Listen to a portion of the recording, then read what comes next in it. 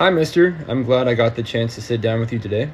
Your doctor asked me to check in about your appetite. Before we start, how have you been feeling since coming home from the hospital? Not too good. I've been coughing a lot. I just don't feel really healthy. Okay, so you're still feeling short of breath when lying down and sometimes waking up at night coughing? That sounds exhausting. Yeah, that's true. Okay. After being in the hospital for 7 days, your body has been working hard to recover.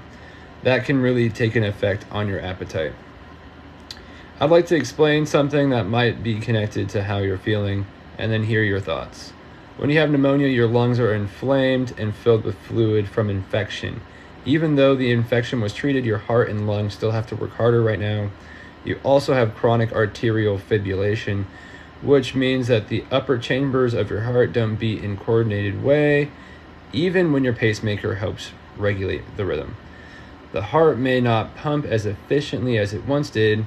When the heart's pumping ability decreases, fluid can back up in the lungs.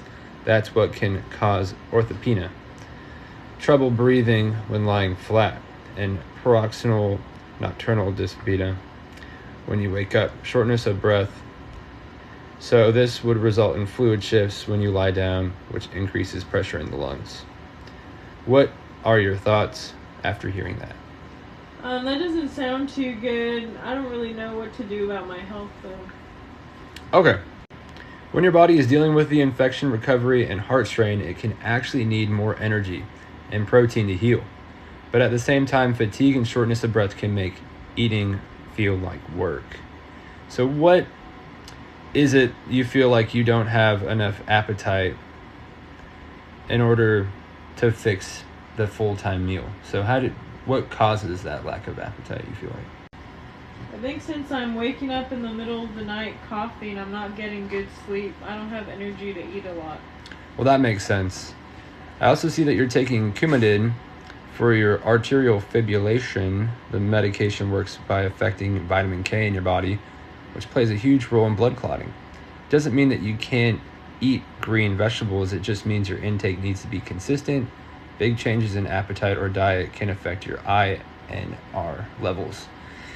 Have you noticed any changes in what you've been eating compared to before the hospital?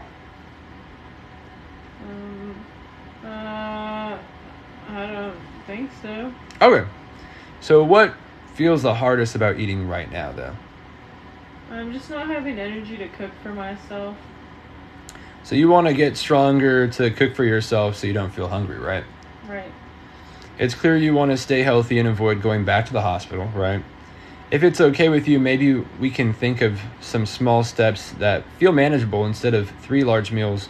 What do you think about smaller, more frequent meals? Maybe something every 3 to 4 hours? Even something simple like yogurt, eggs, peanut butter, toast, nutrition shake. Which of those sound the most realistic for you? Those sound good because then I don't have to cook for myself. Yeah, I think that would help with eliminating that problem. One other thing that we might need to watch is your sodium. When sodium intake is high, it pulls water into the bloodstream, which can increase fluid retention and make breathing way more difficult.